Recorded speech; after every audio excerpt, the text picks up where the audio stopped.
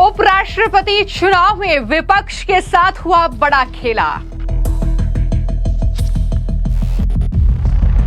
आम आदमी पार्टी के 4 सांसद, कांग्रेस के 2 सांसद समेत 15 विपक्षी सांसदों ने की क्रॉस वोटिंग।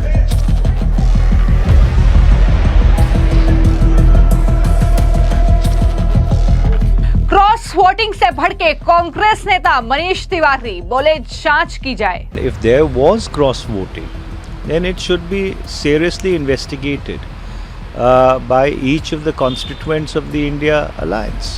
उपराष्ट्रपति चुनाव में इंडी गठबंधन का गद्दार कौन, ये सवाल विपक्षी खेमे में खूब जोरों शोरों से गूंज रहा है। सीपी राधाकृष्णन देश के 15वें उपराष्ट्रपति चुन लिए गए हैं, लेकिन वहीं आम आदमी पार्टी से लेकर कांग्रेस के साथ हुए इस चुनाव में खेले पर बड़ा अपडेट सामने आया है। दरअसल खबर यह है कि उपराष्ट्रपति चुनाव में एनडीए की ताकत 427 वोटों की मानी जा रही थी, लेकिन चुनाव नतीजे में सीपी राधाकृष्णन को 452 वोट मिले।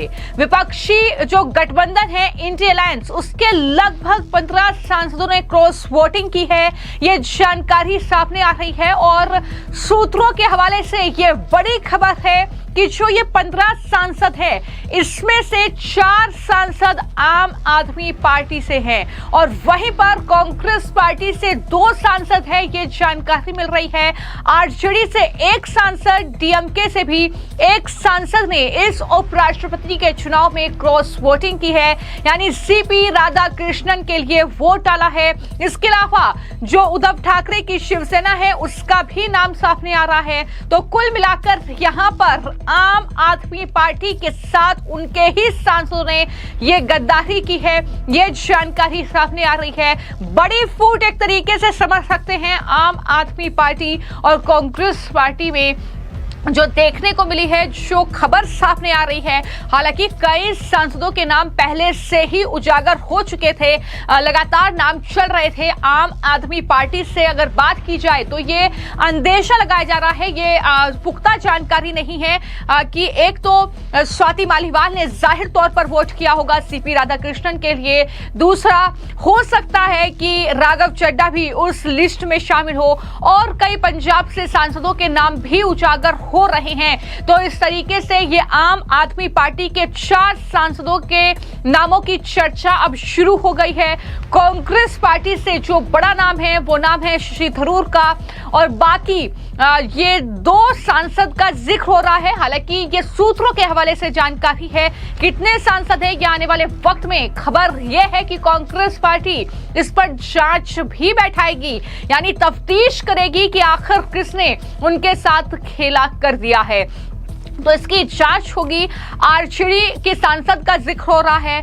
हालांकि मैं आपको जानकारी दे दूं कि जब आरजेडी का नाम सामने आ रहा है तो तेजस्वी यादव से सवाल किया गया क्रॉस वोटिंग को लेकर, तो तेजस्वी यादव तो ये कह रहे हैं कि हमारी पार्टी के किसी भी सांसद ने क्रॉस वोटिंग नहीं की है, हमारे वोट जो हैं वो हमारे ही जो उम्मीदवार थे उनको गए हैं। क्या कहा है तेजस्वी यादव ने इस मामले पर, जरा सुनिए। उपराष्ट्रपति का जो चुनाव था और जो जीते हैं उनको हमारी शुभकामनाएं हैं और उम्मीद करेंगे कि निष्पक्ष होकर के जो है, चाहे पक्ष हो या विपक्ष हो, सबको साथ लेकर के चले, संविधान की रक्षा जो है करें, बुक ऑफ जो लॉ है उस हिसाब से पार्लियामेंट चले, जनता की आवाज उठनी चाहिए वहाँ, है ना। तो हमको लगता है कि विपक्ष जब भी बात करता है तो जनता की आवाज को उठाता है, सरकार की कमियों को गिनाता है। तो उम्मीद रहेगी कि पक्षपात जो है ना हो। और कह रहे हैं कि विपक्ष के एमपीओ ने भी वोट दिया है, सरकार की तरफ से दावा ये किया जा रहा है कि क्रॉस वोटिंग हुई है। देखिए, हमारे तरफ से तो कोई नहीं हुई, एकदम मजबूती के साथ हमारे 9 सांसदों ने एक पक्ष में जो है वोट दिया है और पूरी तरीके से हम लोग राष्ट्रीय जनता दल यूनाइटेड रहे।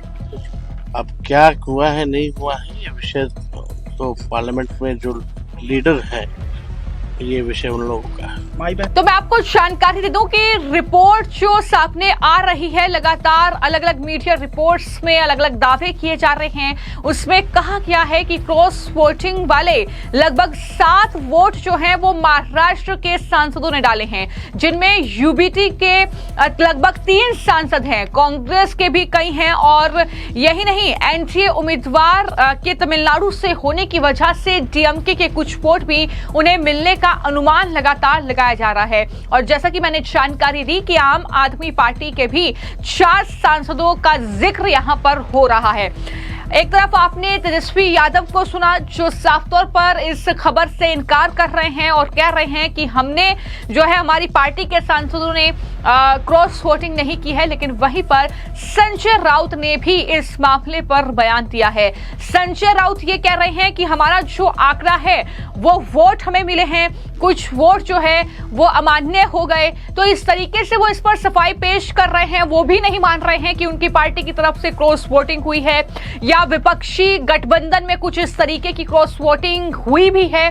क्या कहा है संजय राउत ने, वो भी सुनिए। हमारे जो वोट्स थे ऑल अपोजिशन के, वो जो आंकड़ा था वो जो था वही हमें मिला है। हमको 300 वोट मिले, हमारा आंकड़ा 315 314 का था।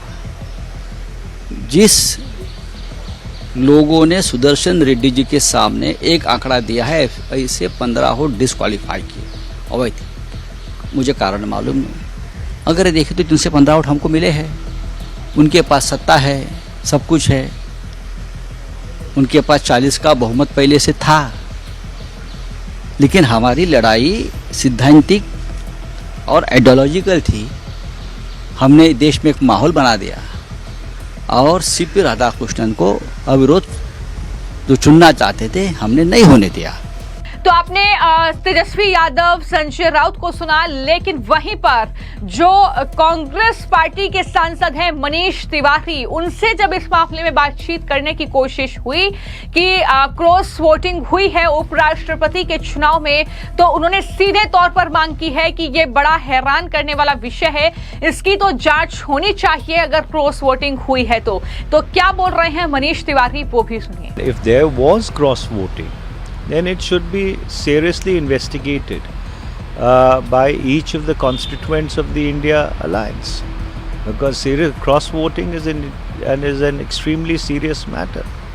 And if at all what you are saying is correct, or what is appearing in the public space or is being speculated has an iota of truth in it, then obviously it deserves a systematic and a clinical investigation. तो जैसा कि मैंने आपको जानकारी दी कि Congress party अब इस बात का पता लगाने के लिए एक बैठक बुलाने वाली है कि आखिर उपराष्ट्रपति के चुनाव में क्रॉस वोटिंग या जानबूझकर वोट को अमान्य करवाने वाले सांसद कौन हैं। जानकारी के मुताबिक ऐसा करने वालों में कांग्रेस पार्टी के अपने सांसद कई शामिल हैं, उसके सहयोगी भी अपना वोट एकजुट रखने में नाकाम रहे हैं। उपराष्ट्रपति चुनाव में 15 सांसदों ने क्रॉस वोटिंग की है और इतनों के ही वोट अमान्य भी हुए हैं।